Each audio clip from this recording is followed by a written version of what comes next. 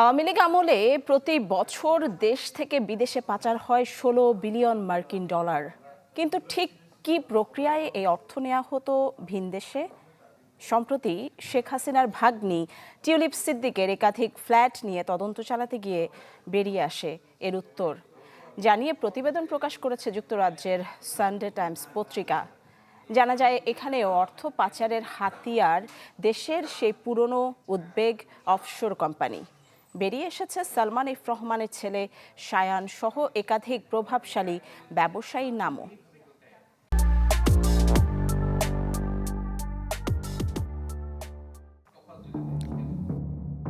টিউলিপের বিরুদ্ধে দুর্নীতির অভিযোগ ওঠার পর থেকেই যেন উঠে পড়ে লেগেছে সানডে টাইমস।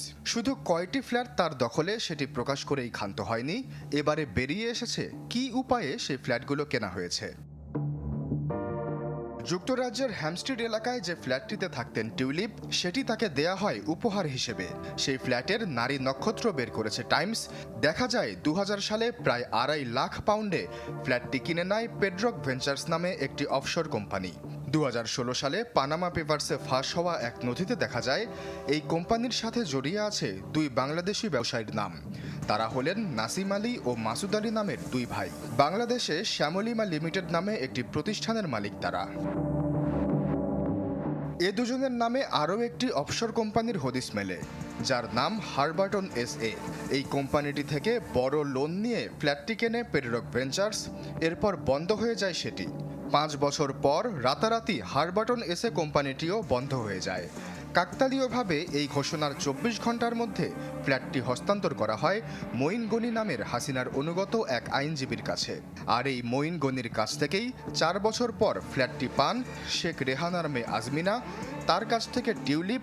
এভাবে কয়েক হাত ঘুরে বেনামি বিদেশি প্রতিষ্ঠানের মাধ্যমে সম্পদের পাহাড় গড়তেন শেখ পরিবার, দাবি টাইমসের। ব্রিটেনের গোল্ডেন গ্রিন এলাকায় একটি ফ্ল্যাটে বেশ কিছুদিন ছিলেন শেখ রেহানা।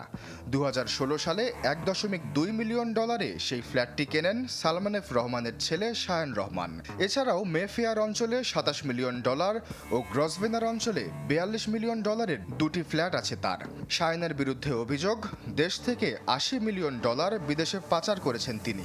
ধারণা করা হচ্ছে সেই অর্থ দিয়েই এই বিশাল বিত্ত করেছেন। শুধু কিয়ার স্টারমার নয়, ব্রিটেনের রাজার নামও জড়িয়েছে আওয়ামী লীগের সাথে। রাজা চার্লসের দাতব্য সংস্থাকেও ২.৫ লাখ পাউন্ড অনুদান দিয়েছিলেন শায়ান, যার প্রতিদানে রাজার সাথে এক টেবিলে ডিনার করতেও দেখা গেছে তাকে। এমনকি শায়ানের প্রশংসায় ২ লাইন বক্তব্যও দিয়েছিলেন রাজা চার্লস। আশ্বাস চৌধুরী, চ্যানেল 24।